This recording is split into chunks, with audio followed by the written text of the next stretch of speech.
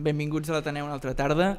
Gràcies especialment avui per venir, que és un dia que costava arribar fins a l'Ateneu amb la pluja que ha caigut. Ell, que potser ve de Londres, està una mica més acostumat, però nosaltres no. I avui seguim amb aquests actes parlant sobre llibertat, i avui parlem sobre immigració i la relació que té amb la llibertat.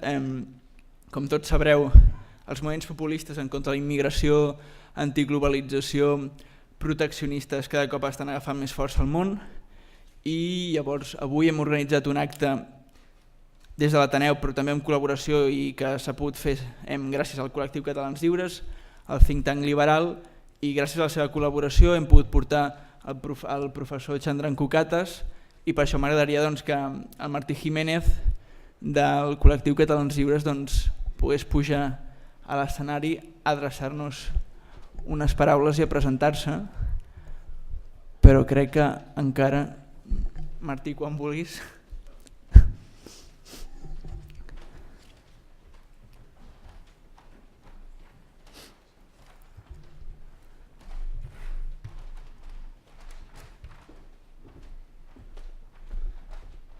Bé, bona tarda a tots, moltes gràcies per venir.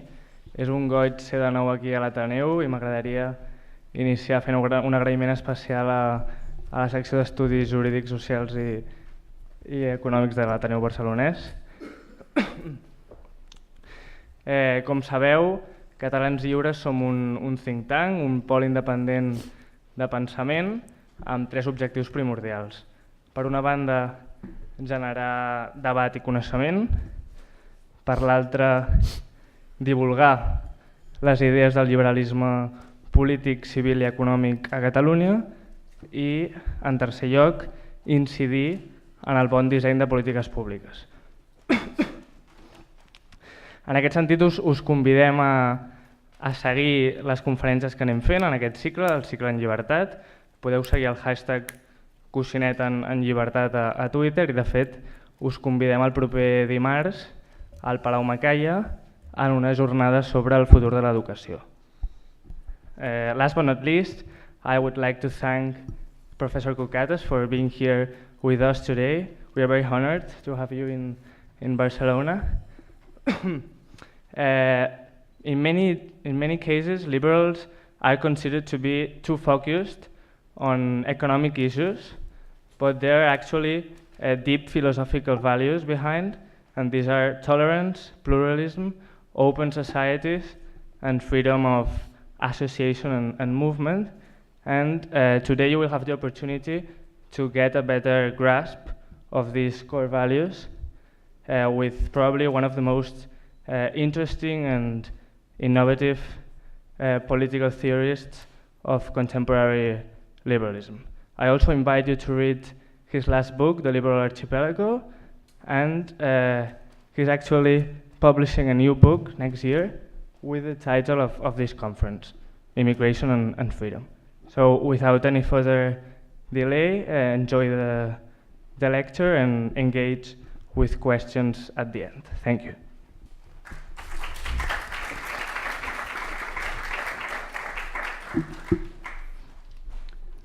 Well, thank you very much for coming, and thank you also to my new friends at Teoria for inviting me here. It's always nice to come to Barcelona. I don't get here very often, so thank you. I apologize for bringing the rain from London. So my topic today is immigration, and as was just mentioned, very often discussions of immigration are presented as economic issues, but I really want to talk about not so much the economics, although I'll touch on this, but about the values that underpin this issue, and especially the value of freedom, and to some extent the value of equality. It's often said that immigration is really all about values, and the reason people are concerned about immigration is that they're concerned about the effect of immigration on the values that people hold.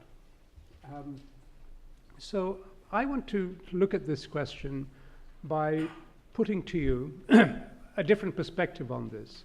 Usually what people worry about when they worry about immigration is the impact of immigration on values, especially in liberal democratic states, if you like, in this context, European values. Does immigration pose a threat to European values or to liberal democratic values? And I want to suggest to you, in fact, it's not immigration that is the worry, it's actually immigration control that's the worry. Immigration control is what poses a greater threat to our most important values, and especially to the value of freedom. Now, why is this the case? It is the case because, in the end, immigration control is not really about controlling immigrants as much as it is about controlling citizens. And this is the thesis that I want to develop before you today, to explain why it is that immigration control really, ultimately, is about restricting not the freedom of outsiders, but the freedom of insiders. Immigration control is not control about people outside our borders. Immigration control is about controlling ourselves. Now, I'm going to try to develop this analysis in two parts. In the first part, what I'm going to do is try to explain why it is that immigration control is about restriction on the freedom of citizens and residents, why it poses a danger to freedom and then ultimately to equality and the rule of law. And then in the second part of the lecture, probably the last third, I'll raise the question, well, if it does pose this challenge to freedom, maybe it's worth it. Maybe even if it does affect freedom, we should simply accept these limitations on ourselves because of the gains that we make from controlling immigration. Perhaps the gains we make economically, or the gains we make culturally, or the gains that we make by gaining the right to self-determination in some way. Okay? And what I want to say to you in the second part of this lecture is that all of these gains are really illusory. They don't really exist. There is no economic gain, there is no cultural gain, and there is no gain in self-determination. So I'm going to begin in the first part by looking at the question of how immigration control ultimately means a loss of freedom for the citizens and residents of the country that wants to control immigration. Now, where does immigration control begin? There's a very famous article by an advocate of open borders by the name of Joseph Carens. He began this article by saying, borders have guards and guards have guns. He wanted to highlight the violence that is implicit in immigration control. What I want to say to you is that borders do indeed have guards and they do have guns, but in fact, the guns aren't pointed outwards, they're pointed inwards. The guards and their guns are actually focused much more on citizens than they are on immigrants. Much, much more. Okay? And I need to explain why this is the case. And the simple explanation is really that the problem with immigration is that it doesn't really begin at the border. It begins much, much earlier. And it doesn't end at the border. Immigration control really is about not controlling people crossing the border. It's really about controlling what people do once they've crossed the border, once they've come into a society. Immigration control is not about restricting tourism. Britain has about 70 million people crossing the border every year, and the government boasts about how many people come into Britain, bringing in wealth and income. What they want to control is not the border crossing. What they want to control is what people do once they've crossed the border.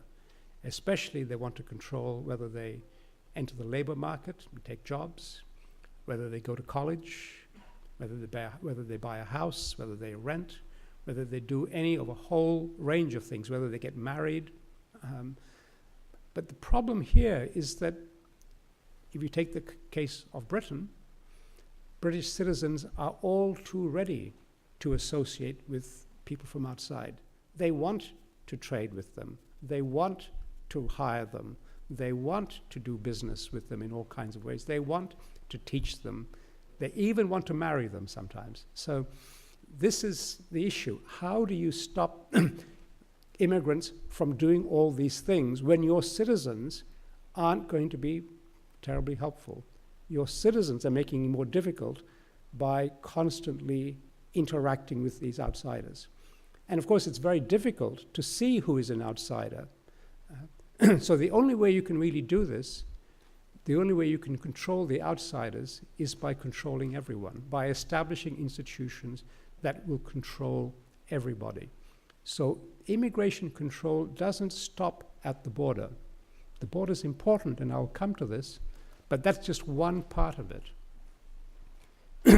But actually, immigration control begins even earlier, because it begins with a very fundamental question which is not often really considered. And this is the question, what is an immigrant? Now, if you think about it, an immigrant is not a natural kind.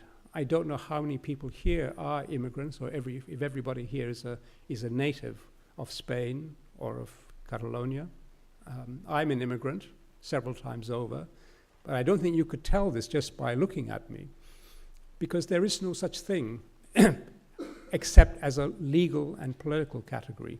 An immigrant is not a natural type. Okay? So how do we define an immigrant? Well, the UN defines an immigrant as somebody who has been outside his or her country of nationality for 1 year or longer. So if you've been in a country for 364 days, you're not an immigrant. If you've been there for 366 days, you are an immigrant. Okay? Well, here's a way to solve the immigration problem then. Let's change the definition. Why don't we say you're not an immigrant unless you've been outside your country of nationality for 2 years? Suddenly, the immigration numbers have dropped dramatically.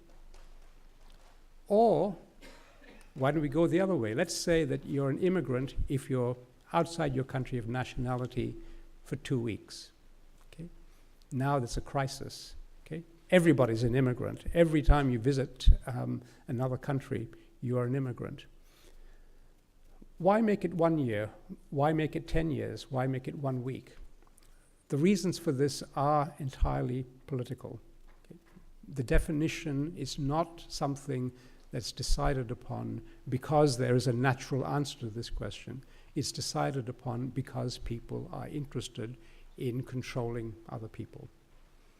There's a big issue in the UK about whether or not you should include students in the immigration numbers. Okay?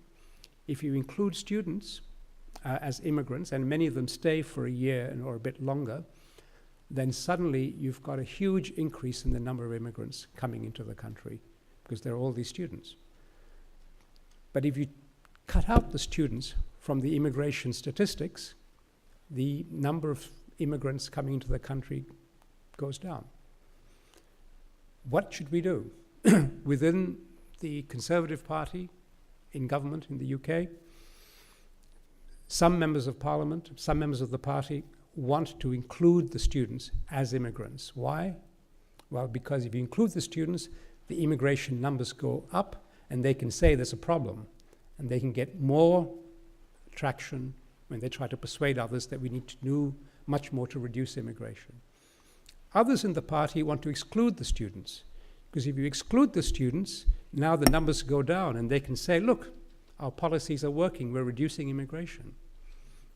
There is no natural answer to this question. Should we include students or should we not? Okay?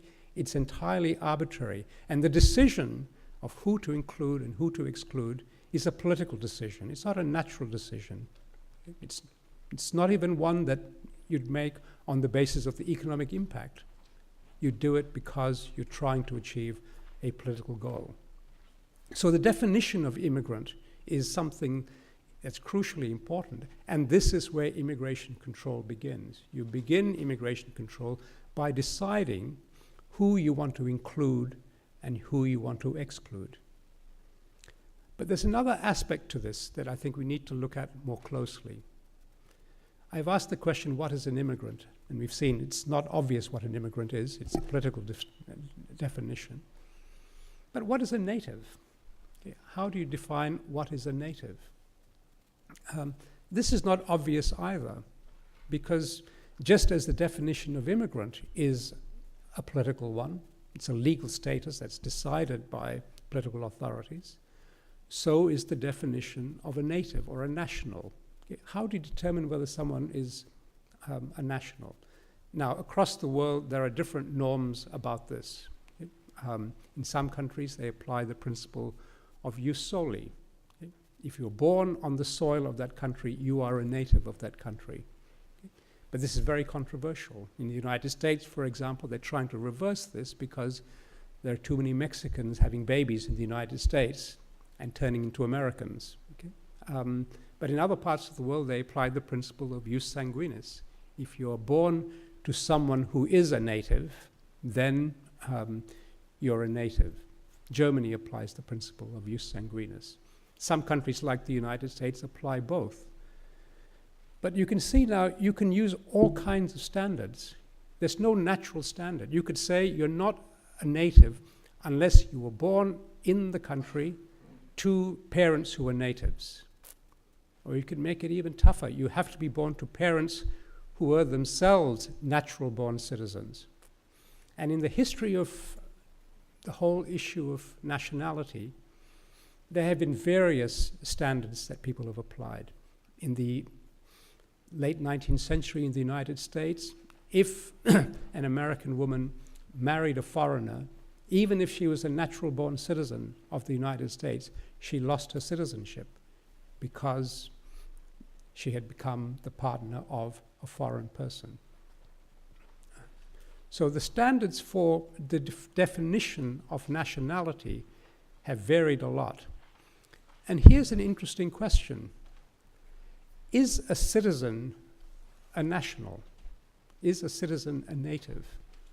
Now, if any citizen is a native, that means that all of those immigrants who've become citizens are natives. Okay? Now, if you define a native in this way, or a national in this way, that means every immigrant is also a potential citizen, a potential native. So which is it? Is this distinction between a native and a citizen an absolute distinction, or is being an immigrant just a transition to being a native? And this question is important because if you make the argument that the reason we need to control immigration is that we need to protect the interests of natives, how does that work if every citizen could become a native? Why don't we solve the problem in the following way? We'll make every immigrant a citizen. No problem. We're now protecting the interests of citizens. But this is all, doing this by definition. And yet there's no escaping the problem of definition. And this is why immigration control begins with this. This is where the real debate begins. Who is a national? Who is a native? And this is something that is then in every society highly controversial. So if you want to engage in the question of immigration control, then you have to engage in the question of who is a national and who is an immigrant. So this is the first problem that we need to think about. Now, the other way to think about this then is to say, well, what we want to do is to control immigration, not just by defining it, but we want to do so by controlling the movement of people. This is the other aspect of it. Well, very, very few societies or countries want to simply control the movement of people by excluding everybody automatically. Every society, even the most closed societies, such as North Korea, for example, do permit people to come in for some reasons, for reasons of trade, for reasons of diplomacy, for military reasons. Okay? So how should we think about the borders of a society? Most thinking about immigration thinks about borders by saying what we need to do to control immigration is to control the borders. But what I want to suggest to you is that immigration control is only partly about border control. It starts really with the control of the definition, and the next thing it's about is about the control of the rights people have. Because remember, what you want to control is not whether people come and go, whether they enter. What you want to control is what they do. You want to make sure that if they come in, they just come in as tourists, and they don't start to work, and they don't start to rent houses, and they don't start to open businesses. So if you think about border control or immigration control, it's really about controlling things in a much more complicated way. Okay? So what is an open border and what is a closed border? I don't think there's a simple answer to this. Every border is closed or open to some degree. Here's a way of thinking about it. Okay? And I'll try this using a schematic. Imagine that there are 8 countries. I've given them a not very imaginative name, 1, 2, 3, 4, 5, 6, 7, 8. And you can see, if you look at country 1, if you ask the question, are the borders of this country open? You can say yes, because it's easy to enter the country. You can cross the border. It's also got an open border because you can participate there. You can get a job. You can rent a house. You can set up a business. Okay? And maybe you could even become a citizen. Okay? So the border is very, very open. But you can then consider country 4. Okay? The answer to all those 3 questions is no. No, you can't enter. No, you're not allowed to get a job. No, you're not allowed to become a citizen. But of course, you could have a mixture, right? You could have, for example, country 2. Yes, you can come in. Yes, you can work. No, you can't become a citizen. Okay? Japan is a bit like that. Not difficult to enter, not difficult to get the right to work, very, very hard to become a citizen. Or you can imagine a country like Australia. Yes, you can come in as a tourist. No, you can't work. No, you can't become a citizen. Or at least we make it very difficult.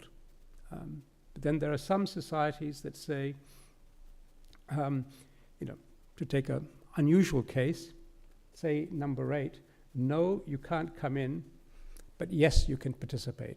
Now, how could this be the case? Well, of course, a lot of people come in illegally. They come in without your knowing.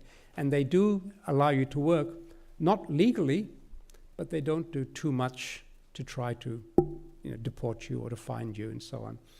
But no, they won't ever let you become a citizen, because if they do find you, they'll deport you.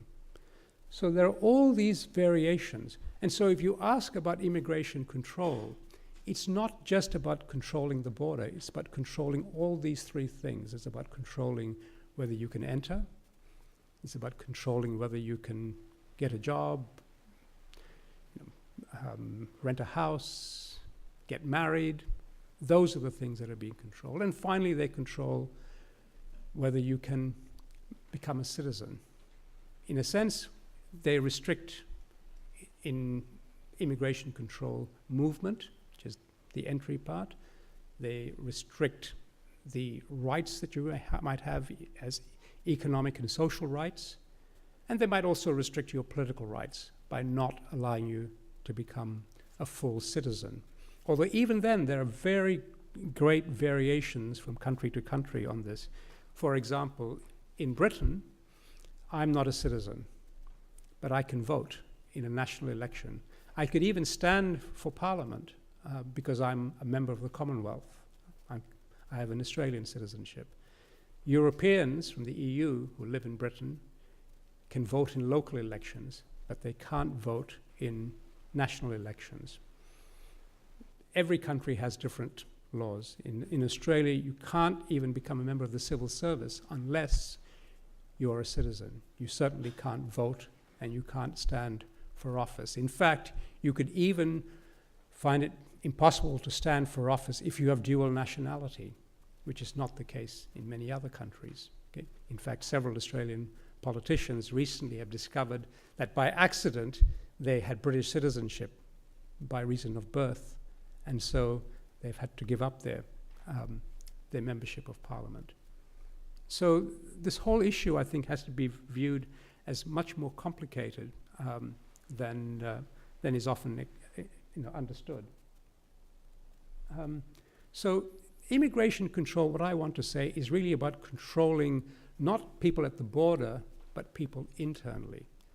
But if you're trying to control people internally, you end up having to control not just immigrants, but also citizens, because as I said before, what happens is that in order to control outsiders, you have to control insiders. You have to start regulating employers, you have to start regulating universities, you have to start regulating all kinds of institutions to make sure that they don't start employing immigrants. They don't start entering immigrants into universities, so that they don't start associating them with them in all kinds of ways. If they decide to marry them, you're going to have to start monitoring this to see whether the marriages are legitimate.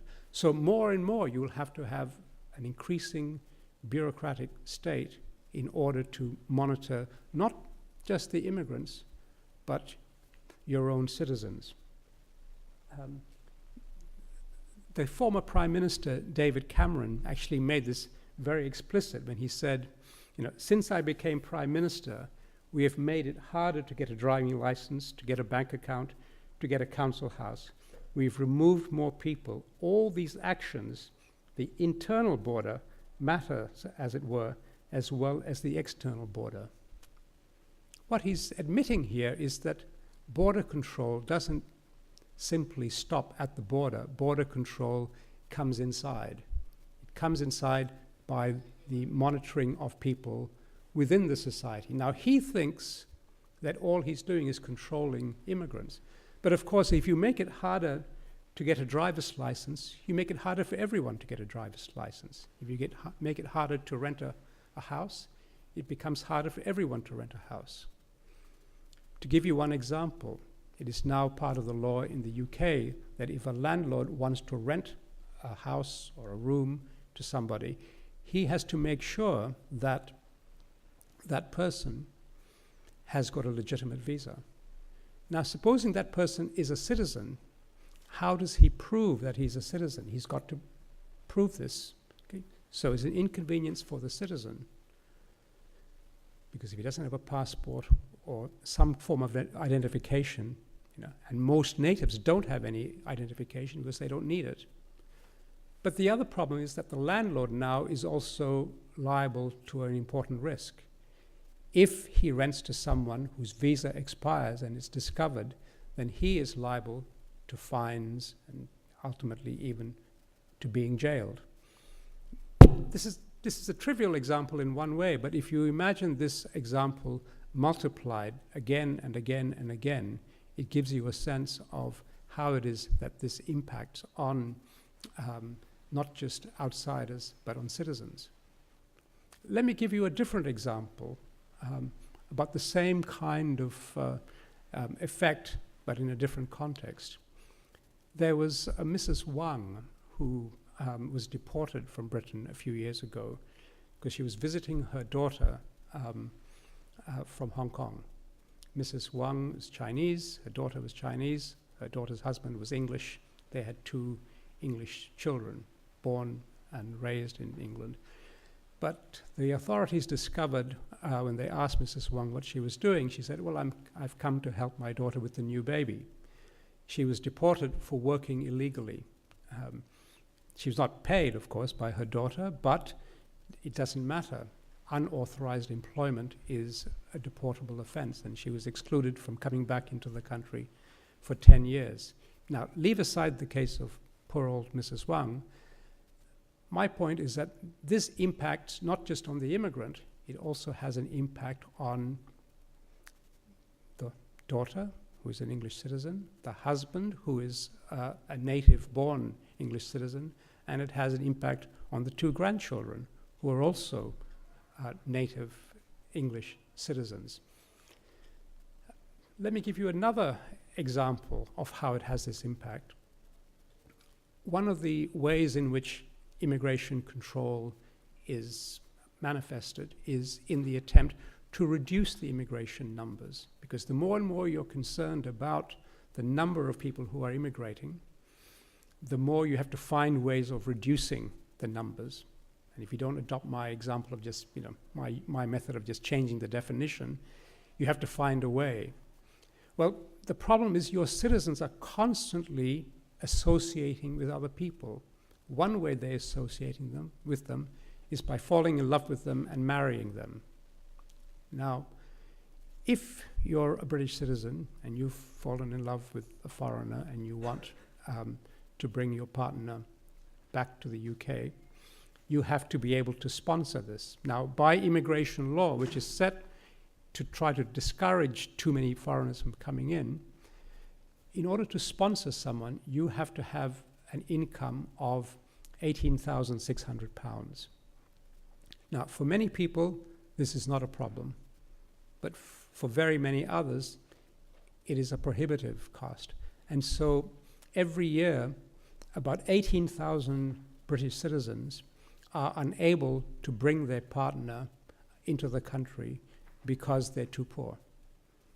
Immigration control has set this bar, and this means that, over the last 10 years, nearly 200,000 Britons have been unable to be reunited with their husbands or wives because immigration control imposes this restriction.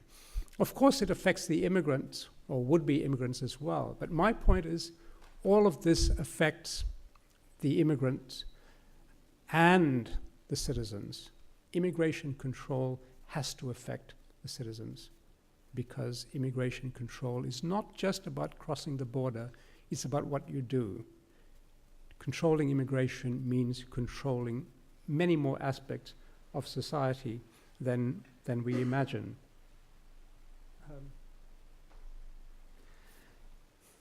Let me try to put this in a more dramatic way still by making an analogy between immigration control and a system of political rule which you're familiar with, I'm sure, which has a very unsavory aspect, and this is the system of apartheid in South Africa.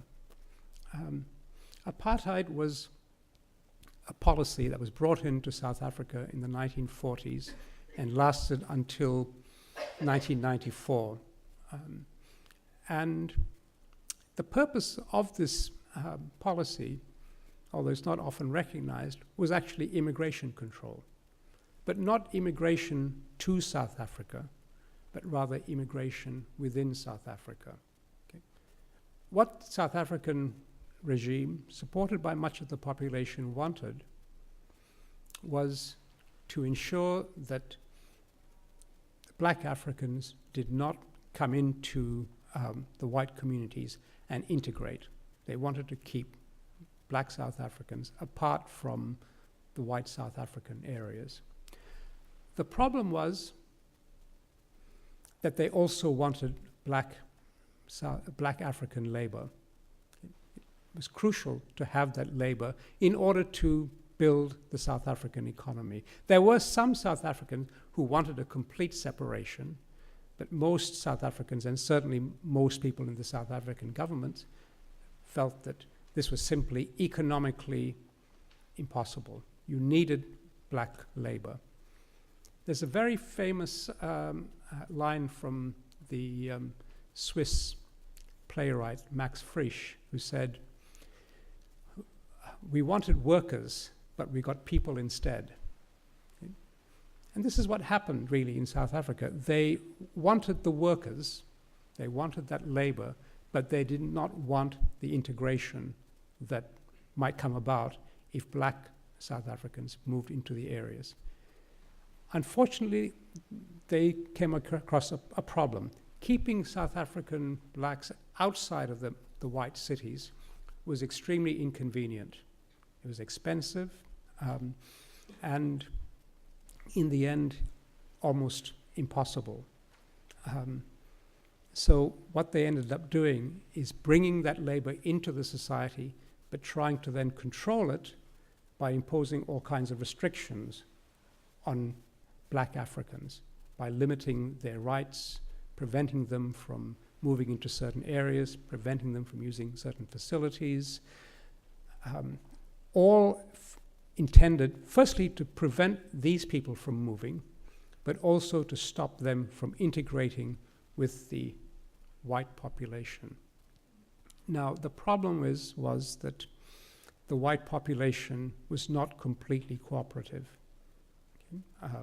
because many white people did, in fact, end up becoming friends with these black Africans. They ended up wanting to have closer relationships with them.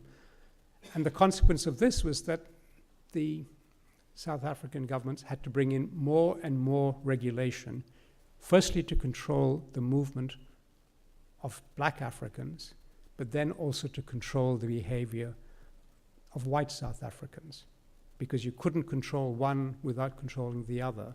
They had to bring in identity cards and passes for the black South Africans. Eventually, they had to do the same for white South Africans. Now, there's another further aspect to this, though, that I want to highlight. The problem was not just that they needed to control black and white South Africans to simply, prevent them from interacting. They also needed to make sure that the people in this context, both black and white, accepted this arrangement, because there were too many people who were dissenting from this. How were you going to ensure that people didn't dissent from this? Well, what you had to do was ensure that everybody believed the ideology of apartheid. So, the first instance, what you tried to do was to control the courts, so that if people brought cases against the government because of apartheid, the judges were not going to be likely to find in favor of the critics. You had to increase the amount of surveillance of your own journalists, because they might be dissenting. You started to control the newspapers. And more, you develop a system of social control that became very much a kind of police state, because you had to protect the ideology of apartheid, because too many people were simply resistant to the idea. And this is the point that I want to make, that any kind of form of social control is going to need this. It's going to need not just to control the movement of people at the border, for example, or to control people by regulating and monitoring, though they will do this. You will also have to develop an ideology and make people believe that this is the right way to think, this is the right way to behave, this is the right way to conform. And if you really take this seriously, then you'll have to start suppressing dissent. And this is what happened in South Africa. And there's another aspect to this parallel that I want to draw your attention to. Of course, when apartheid was first brought in South Africa, black South Africans responded by saying, well, okay, if we can't come into the white areas and interact, we will find a way ourselves. We will set up our own businesses, we'll set up our own farms, and so on. And this was fine, because they were going quite well, but the problem then for the South African government was that they didn't have access to black African labor. So what did they do? Well, they imposed higher taxes on African businesses.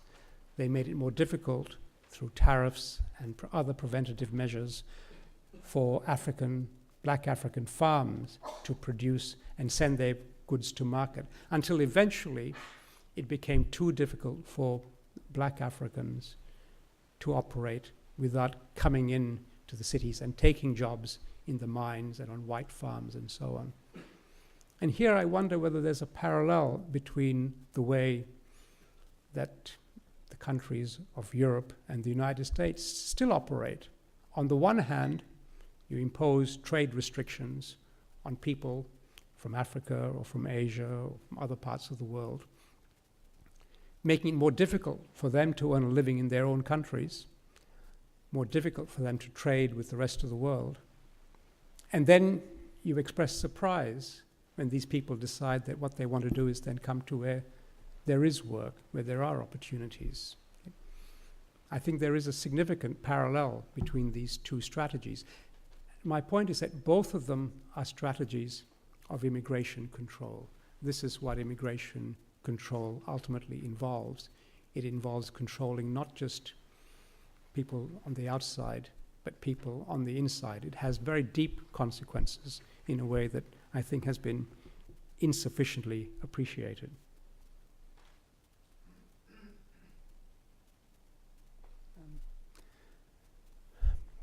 But I focused so far simply on the question of immigration control as something that has a bearing on freedom. What about its bearing on other important liberal democratic European or Western values? Well, two of these most important values, I think, are the values of equality and the rule of law. Okay? How does immigration control bear on this? Well, one of the problems here is that if you want to impose a regime of immigration control, one of the problems you'll run up against is the fact that your own system of democratic governance makes immigration control much more difficult. To take just one example, if you imagine that you want to control immigration by deporting people, one of the problems you've got is that it's not easy to do within the law.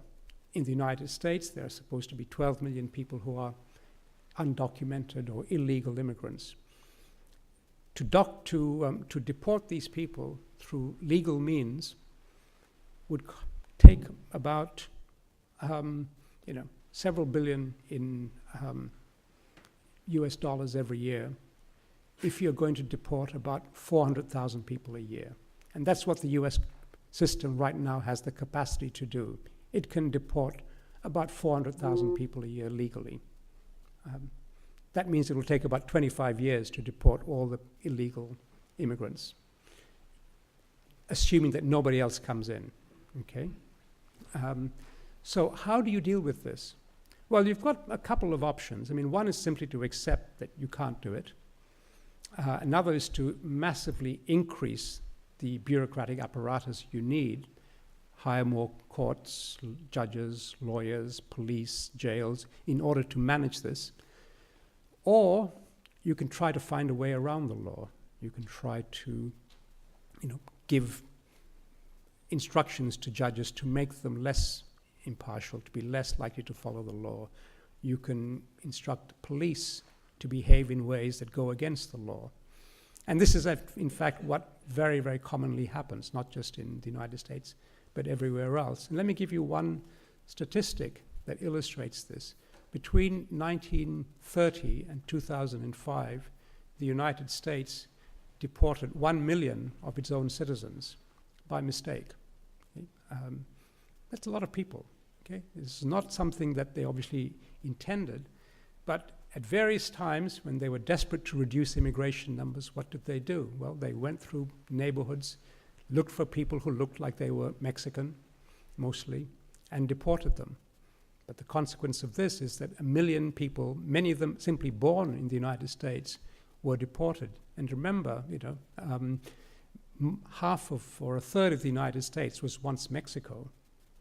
It's only after the Louisiana Purchase, when Napoleon sold off a large part of French territory, that states like Arizona and New Mexico and California and Oregon all became a part of the United States. Many of these people were Mexicans, and they became Americans not because they crossed the border, but because the border crossed them. And now they were suddenly finding that they were being picked up as illegal immigrants because they looked Mexican. Well, they did look Mexican. They were Mexican, but they'd always lived there. They were Americans, whether they wanted to be or not. But this is one of the kinds of impacts of immigration control. And the figures I gave you are from 1930 to 2005. But it hasn't stopped. Even now, every year, thousands of Americans are wrongfully deported. And the same is true of other countries. I don't have as clear a set of figures for these other countries. But this is one of the implications of immigration control. It means a kind of pressure to go around the courts, to go around the law, to act extrajudicially in order to achieve certain ends. And I think this is something that should be a real concern to anybody who is interested in fundamental European values or fundamental Western values, fundamental liberal democratic values. But now, here, let me just, because my time is running out, turn to the question of whether this might be worth it nonetheless. Maybe there are these dangers with immigration control, but maybe it's worth it because there are important benefits to be gained. Maybe there are economic benefits, or maybe there are cultural ones, or maybe there are gains to our ability to control our own destiny. Let's think about the economic arguments. I think there are two kinds of arguments that people want to make. One is to suggest that if we controlled immigration, our economies would be stronger. We'd have more wealth, and we'd have more income. That argument is not really a very popular one among among economists, because there's no evidence for this. In fact, mostly the evidence is over the long term, or even the medium term, the impact of immigration is positive. That is to say, it increases the amount of wealth, not only in the world, but also in the societies where immigrants come in, because of all the different ways in which immigrants contribute, not only to the labor force, but by improving the division of labor. But the more tricky problem is, how is this wealth, how is this economic gain distributed?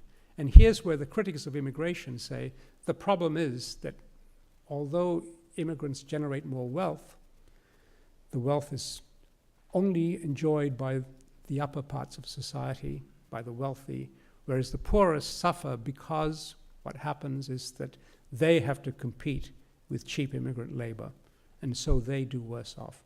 Is this the case? And there are a couple of things to say here. One is that the economic evidence here is that the longer you leave it, the less true this is.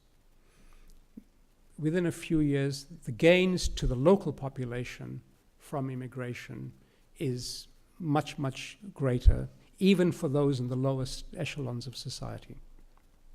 But what about the short term? Who is disadvantaged by immigration? Some people definitely are. Most of those people who are disadvantaged, however, are the previous generation of immigrants. Now, here we go back to my original question. How do you define a native? If you define a native as someone who was never an immigrant, well, then actually the natives very, very rarely do badly out of immigration. But if you include all those who have become natives, then you've got a few more people.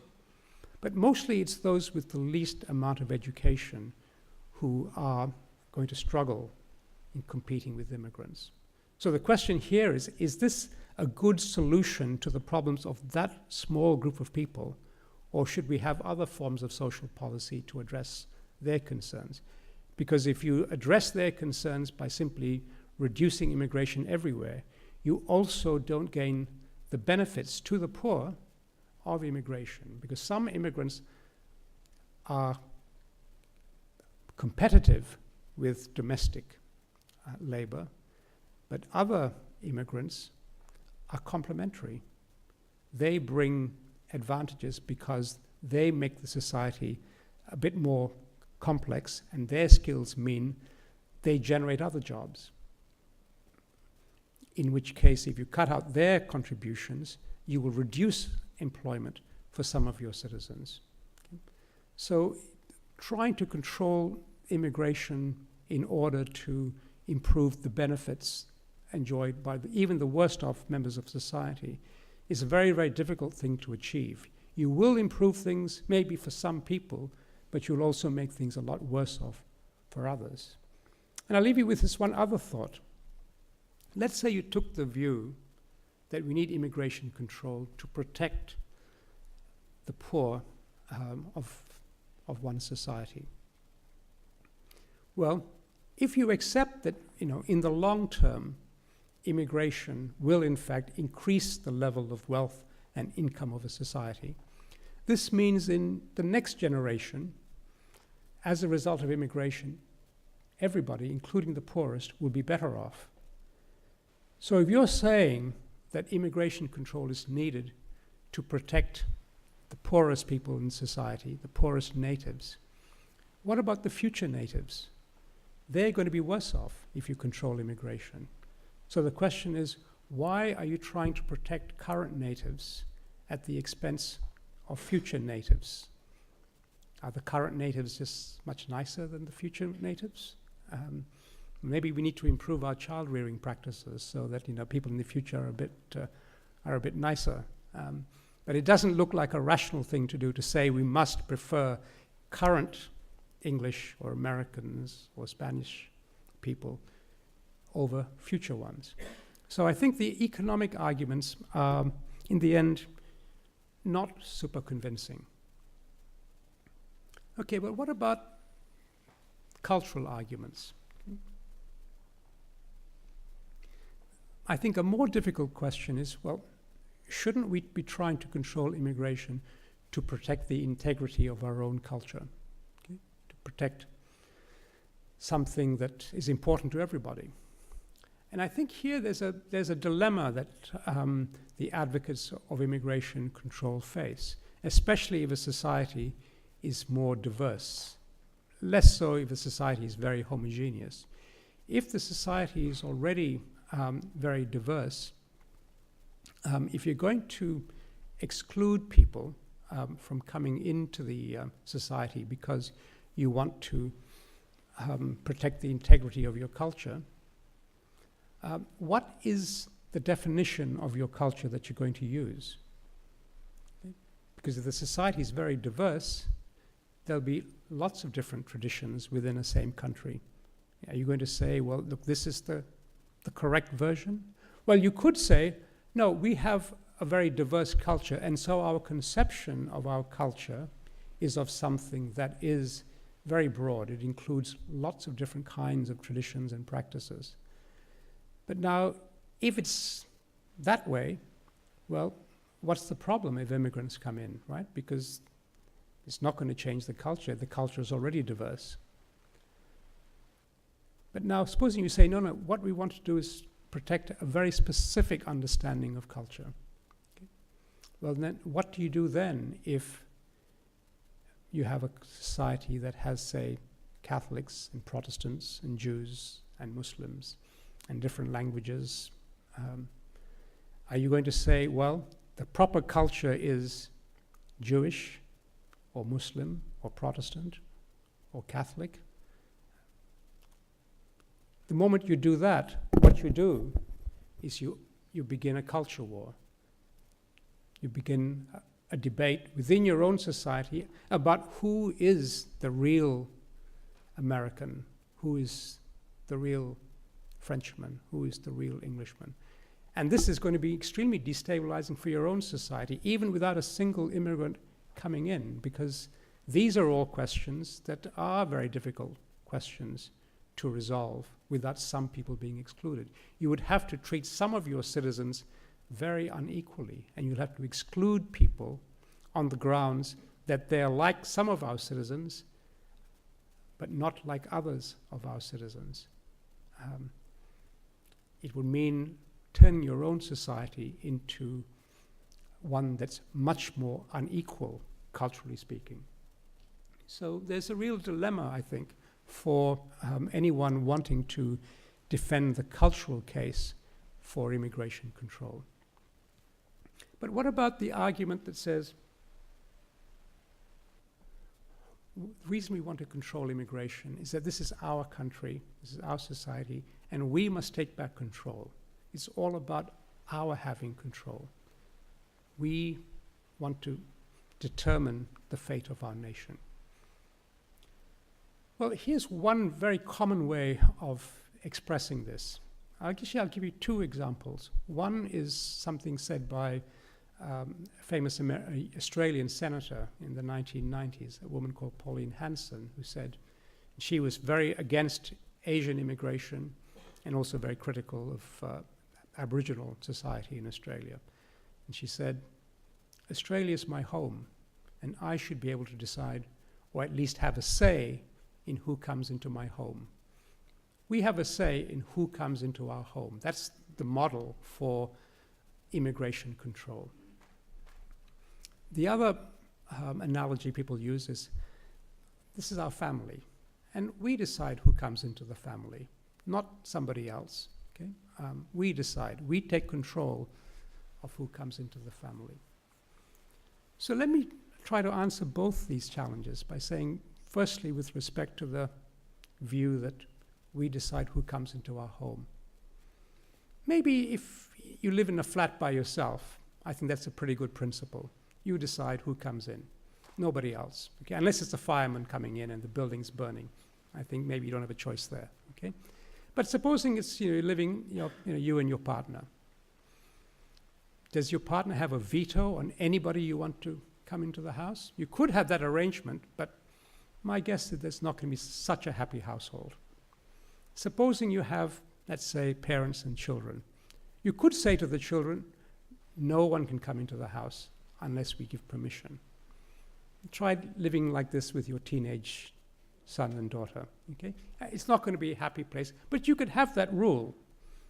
But now supposing you're living in an apartment block, how would it be if you said that every time you wanted to have a visitor or employ a maid or employ someone to help out, you had to have the permission of everybody in the apartment block. Everybody had a right to say who you could bring in. I don't think this would be a very happy arrangement, and I'm certain that a lot of people will disobey the rules. Let's expand it to the neighborhood. If you had a rule that said every neighbor has a say in who comes into your house, I think that would become a very, very unpleasant neighborhood, and also, once again, a neighborhood where no one's going to obey the rules. Why would we think about a whole country as a home in this way? It's not like that. A country is a place where many people live, and they all have different views about who they want to invite in, who they want to hire, who they want to employ. What you're asking, if you're saying that the analogy is the home, is that you want a very particular kind of home, a home with 50 million people, all of whom are minding your business. You could have that kind of a home, but I'm not sure that this is the kind of home you necessarily want to live in. But what about the idea that this is, it's a family. This nation is a family, and the family decides who comes in. Well, it depends on what you mean by the family. Is it just husband and wife? Maybe yes. Is it the husband and wife and the children? Then I don't know. I mean, many of you have children, I'm sure. Have you got the right to decide who they marry?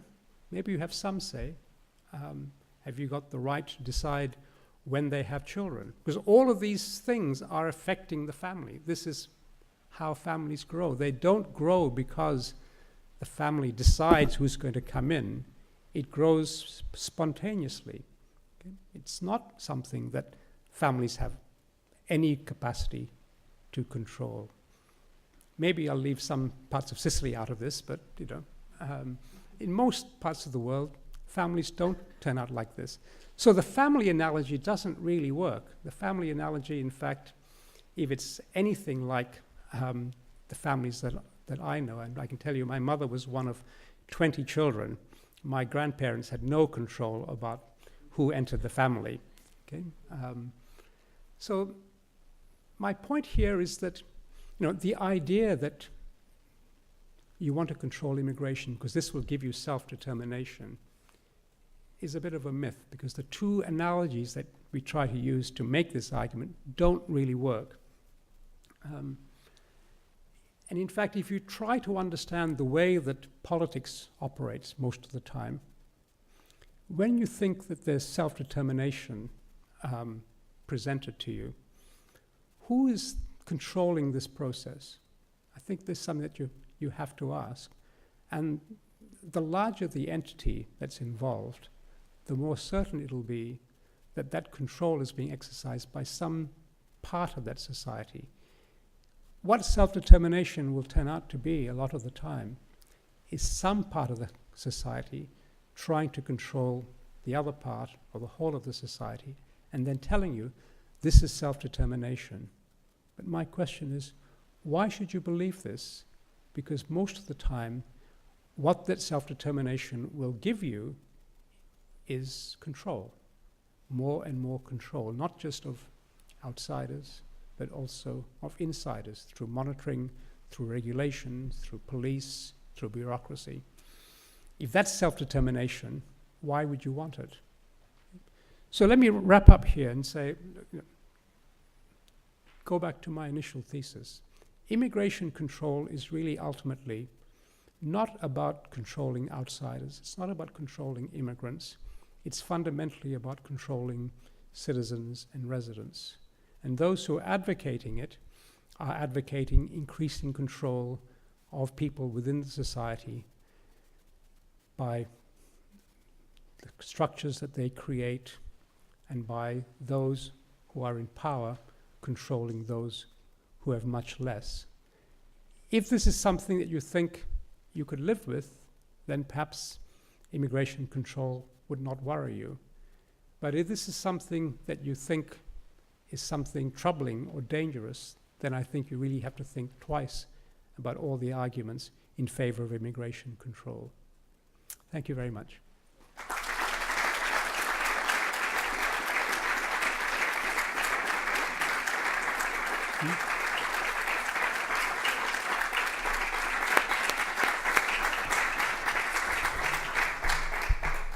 I think we have time for answer some questions. Yeah. Doncs, si voleu, passem al torn de paraules, preguntes, i si aixequeu la mà, doncs us passarem el micròfon i podreu preguntar el que vulgueu.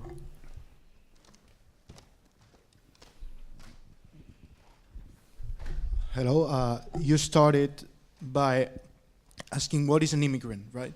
But we could ask, who is someone over the age of consent, right? But consenting to what? The buying, selling, and drinking of alcohol, joining the army, marrying. There are different ages of consent for all of those things that are different in many countries. They changed over time. There may be countries that have the age of consent over 40. Well, there are none, but there might be at some point in time. Does it mean that there should be no age of consent? It is an arbitrary concept? Or we just say that no, the country that has an age of consent over 40 is wrong, and there are others that are less wrong? I mean, it is somewhat arbitrary, but it seems that there's something more fundamentally arbitrary about being a citizen or being an immigrant than the age of consent. And yet it seems that all of those criteria, which are merely legal, do change over time. And I'd like to ask you if the arguments that are used for the arbitrariness of citizenship or immigration, do they also apply to the age of consent, or they do not? And also, on the control of the rights of the citizen, the internal control, most of them seemed arguments about civil rights and economic rights. But if you cannot vote, more power to my vote. So it does not seem that it directly translates to being able to have some political say in the country. So I may wonder about how do these different controls of rights are related to immigration, some more strongly, some more weakly maybe. So that's it. Thank you. I think the point about consent is a very, very good one, and you're absolutely correct that there are very different standards for the age of consent. If you think about, say, Europe in the 17th century, the 18th century, or the United States at that same time, the age of consent was about 10. In the 17th century, in John Locke's time in England, a 6-year-old could sign a legally binding contract. Okay, so there's nothing special about the idea that the age of consent is 18 or 16, and of course, even now in different countries they vary, and even within single countries, the age of consent may vary from one state to another. So you're absolutely correct. But I see this as reinforcing the point that I want to make about the definition of immigrant. It's no different than the definition of the age of consent. It's not something that's natural. It's something that's determined as a legal status by political decision. And so what we should firstly do is recognize that this is not a natural kind, and recognize that the definition is something that is being determined by the interaction of political interests. Just as the age of consent is so similarly determined, you can imagine, say, there are people with some particular religious convictions who would want to raise the age of consent, and there are others who want to change it, again, for different kinds of ethical reasons. What we can't do is say, well, look, there is a natural and obvious answer. Okay? But I think within the immigration debate, this hasn't been recognized. And I want to say, look, let's recognize this and recognize that the definition has been politicized in order to control immigration, or in order to control people, rather. Okay? And so it's not an argument to say, well, we should define it this way or that way. We should recognize it as another form of control over ourselves. Now, to go to your other question about the different ways in which granting people political rights may affect a society by, in a sense, giving some people more rights at the expense of other people then, enjoying certain rights. I think if you're talking about the political rights in question, such as, for example, the right to vote, I think the impact is much more limited simply because of the huge numbers of people involved. And also because we can recognize that in all kinds of societies, there are very, very different qualifications for voting. I mean, if you take, for example, the UK, anybody who's a member of the Commonwealth, who's in Britain, resident there, can vote, regardless of citizenship. In Italy, if you have Italian ancestry, you can vote, even if you're not in Italy, even if you've never been to Italy. If you discover that you've got Italian ancestry, the Italian government will encourage you to register and vote. Is there a worry that this is going to diminish the worth of the votes of existing Italians in Italy? Maybe, but I don't know by how much.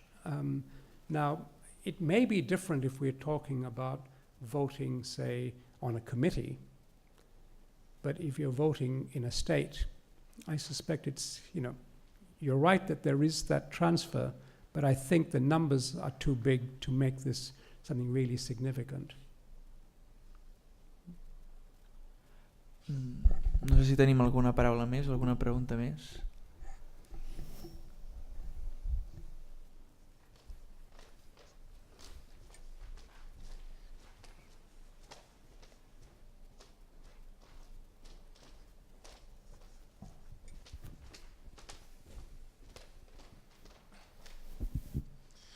Hello. You were talking about the benefits of the immigration in diversity countries. Like, I'm from Brazil, and diversity and immigration in my country, which is really diversity, was really beneficial for us, like Italian immigration, Japanese immigration, German immigration, anyway. So, but how about countries like Israel, for example, like which is really homogeneous, and people in Israel, I think, they can concern or they can agree with more regulation, but against immigration, you know. They can accept more regulation, but less immigration. So how about these kind of countries? You know that for them, control is less important than the immigration that they don't want there, you know. Mm-hmm. Yeah. Well, I think the case of Israel is an interesting one, because on the one hand, they obviously have a nation state that they want to preserve and protect as a Jewish state. But at the same time, they also want various other things that come with being a prosperous state. They want to have some kind of interaction with the rest of the world, with the world around them. The state does include a large Arab or Palestinian population as well. So they have to find a way of reconciling these two things. But there's also another aspect to Israel's operation, and that is that because it wants to preserve a Jewish state, it has a right of return for all Jewish people around the world, which means that Jewish people from anywhere have a right to be in Israel.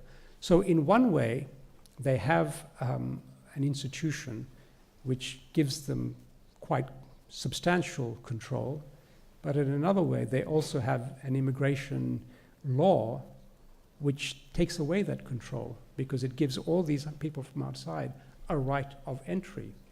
Now, I think like every country in the world, this is something that they have to negotiate.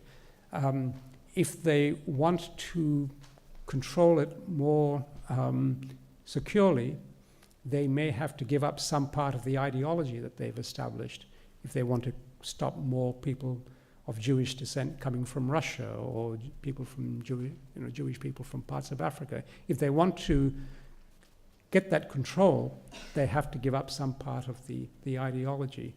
So in a way, what I think this example speaks to is my point about the way in which immigration control actually is closely related to the way in which the society tries to sustain a particular kind of view of itself, or perhaps more importantly, the way that the political authorities will try to promote and sustain a kind of political ideology.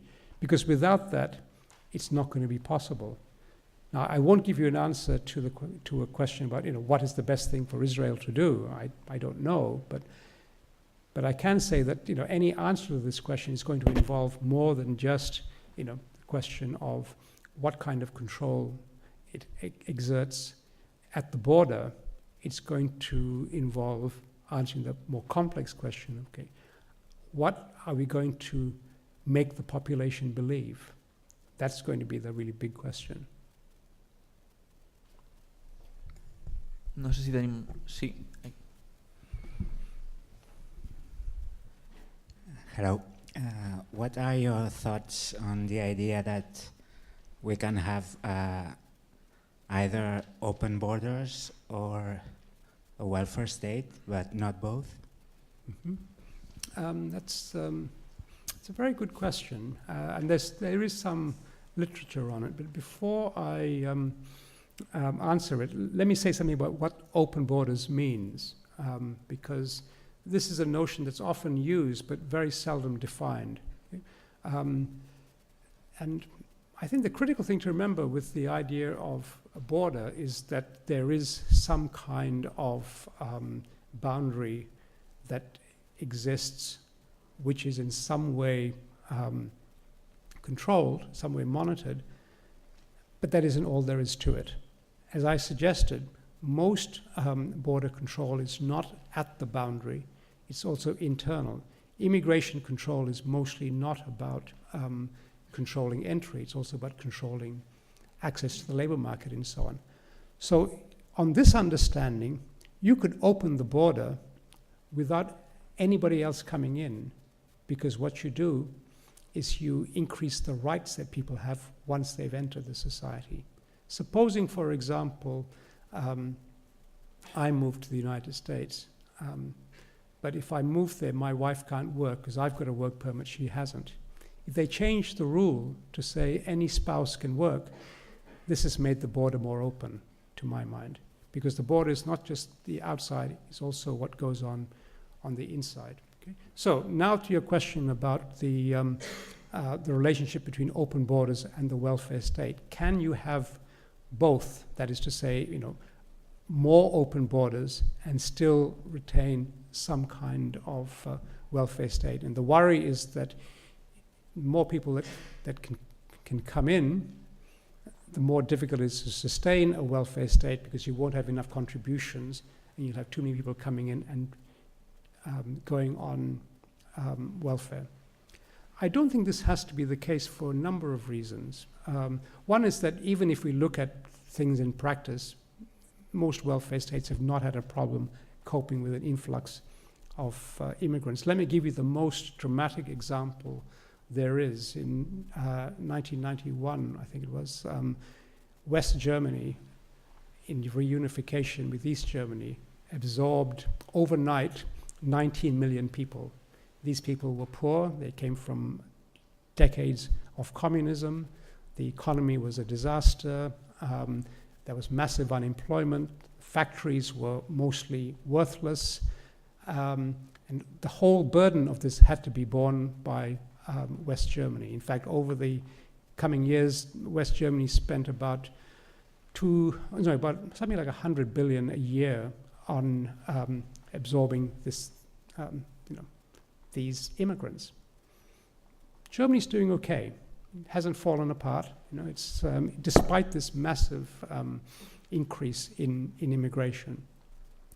So I don't think that even if you imagine that worst case scenario, that for a wealthy country it'll be a problem.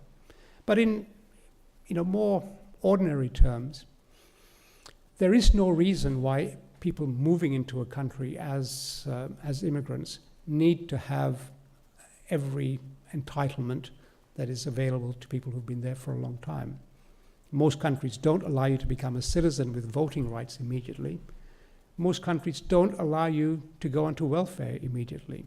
To cite my own example, I moved to London as a professor in 2007. I had a work permit as an Australian citizen. The work permit said not eligible for welfare benefits for the first 5 years. So for the first 5 years that I was there, I had no welfare entitlements. Of course, I do now, but I haven't quit my job. But at the time, that was a risk that I was willing to take, partly, of course, because I was, well paid as a professor.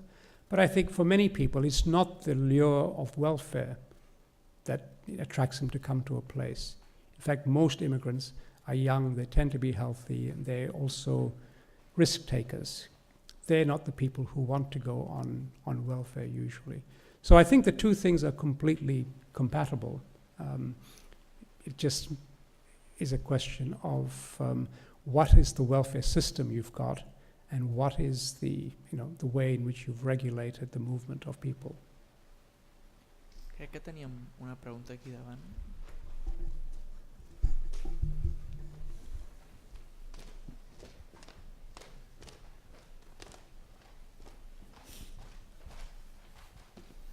Firstly, thank you for your speech. I like it, and I must agree with all your arguments. But I want to ask you about what if I told you that the paradox of we are talking about immigrants and natives, but sometimes are the immigrants that are the most in favor of restrictions of more immigrants. We can see, for example, in Florida, all Cubans were crazy for Trump, or a lot of Latinos also, because they said, I have struggled and I have gone from all the bureaucracy, and I want the protection also, because I need it, and I don't want thousands of more people flowing in and getting my job. I mean, not natives, but also immigrants. What do you think about that? Well, you're absolutely correct about the phenomenon, and it's not just in the United States, it's also true in Australia, it's true in Britain, for example. During the debates about Brexit, one of the Conservative Party, later briefly a minister, Priti Patel, who's of Indian descent, was going around to the Indian communities and saying, you should vote for Brexit because we don't want all these immigrants coming in and getting rights which you had to struggle for.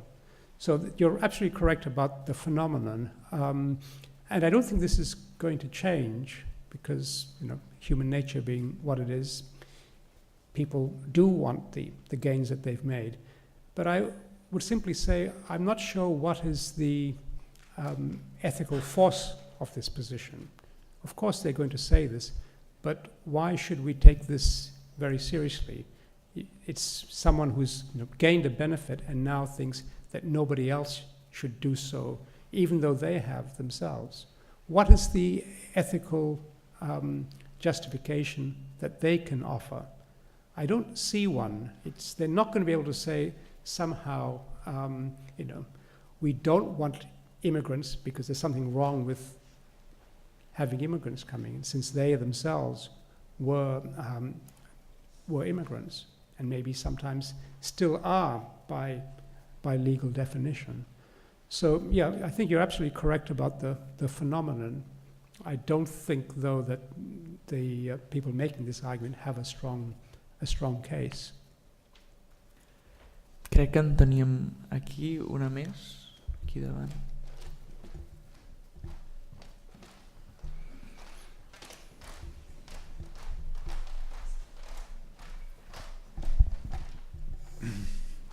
I beg your pardon for my English, but I want to make some questions because I have to say that I really support most of ideas you have explained tonight, and I think there are very interesting ideas. That this idea that immigration control can become control to the citizens and less liberties, I think is a very important point to make people know that, for example, I know many businessmen with Moroccan background who cannot make meetings on the street because the police will identify them and they lose the clients. So this is something that happens, and I think it's interesting to point out. But in the arguments in favor of immigration control, I have to mention the difficulty of an open border in a very unequal context. I like a lot the policies, for example, of Canada in immigration, because they have, if you come to Canada, it's easy to participate, it's easy to get a job, it's easy to be a member of the society, and then to get to get the citizenship. But Canada is 4,000 kilometers away from the real border, which is Mexico, United States, the unequal border, no? And Canada is a cold country, an empty country, and what happens to us in comparison? No? Here, we are a good weather country where many people want to come, not empty, with a high unemployment rate, with a welfare state which is starting in many fields. And for example, the Spanish state make a tougher conditions to the family reunification because our welfare state for the elderly people is very weak. And if migrants start to bring their parents here, it's going to be very difficult to pay it. And this is not fair, of course. From an ethical point of view, we can have discussions about that because it's very legitimate that everyone wants the best for the parents and bring the parents from Africa and has a good health system and other things, no? But in a so unequal context as we are living now, open borders and welfare state are not so easy to make it compatible. From ideological point of view, I will agree a lot on that. And I have to say a bit contradiction with what you said before, because there are a strong welfare states which has a very tough immigration policies. For example, all the Scandinavian countries. They have income flux also at the same times because they have policies on that about welcoming refugees, for example. Sweden, for example, is the country that has more refugees in all Europe. But they conceive that as a social expenditure. They do that for their ideas, as the Germans did in 1991, because they have strong ideas on that, and they say, we have to receive some amount of number of refugees each year because it's our compromise on democracy and that. But the rest of economic migration, they are very tough, really. They are doing lots of deportations each year in Sweden, in Denmark, in Norway, because they say we cannot allow everyone who wants to benefit from our welfare state, we cannot allow everyone. And this is a very controversial issue from an ethical point of view, and it's the thing that for me is more difficult to solve. But here, for example, in Catalonia, we have lots of migrants from Pakistan. Most of them comes illegally. They stay 3 years here, and then they get their regulation. There are lots of people in Lahore, which is a city in Punjab, or in Gujarat. There are lots of people there who knows where is Barcelona and which is the way, and they want to come. If we don't have any kind of immigration control, I'm not sure we can sustain it. I'm not sure. Thank you for this very thoughtful question. I think you point to a real dilemma. But the way I would address it is to say, we can imagine a range of options from open borders, understood in the way that I've talked about it, is not just controlling at the border, but controlling the rights you've got. And you can imagine a range of kinds of welfare state, okay, with different levels of qualification for benefits. I mean, you could have a very, very generous welfare state with immediate access to anybody who's in the country, or you could have a much more limited welfare state with much more restrictive policies about who is eligible for welfare. So I agree with you that if you had a world where the borders were open, or a country where the borders were open and the welfare benefits were high and free to anybody, you would have a problem. Okay? You'd have no problem if you had a very, very small, if you had a very, very generous welfare state, but no one is permitted to enter, then you've not got a problem. Okay? But you could also, have a country where it was much easier to come in, but the welfare state was much more restrictive about who it gave benefits to. So in order to solve the problem that you're talking about, it seems to me that it's not obvious that the only way to deal with it is by closing the borders, as opposed to reforming the way in which the welfare state operates. Maybe it's a problem if people just have to wait 3 years and then they can get all the benefits they want. Maybe the waiting time needs to be greater. Maybe it needs to be the case that you need to have contributed more before you become eligible. As I said, with my case, the waiting period was 5 years. Okay? Maybe you need institutions that say, look, until you've paid so much in tax, or your parents have, you aren't going to become eligible.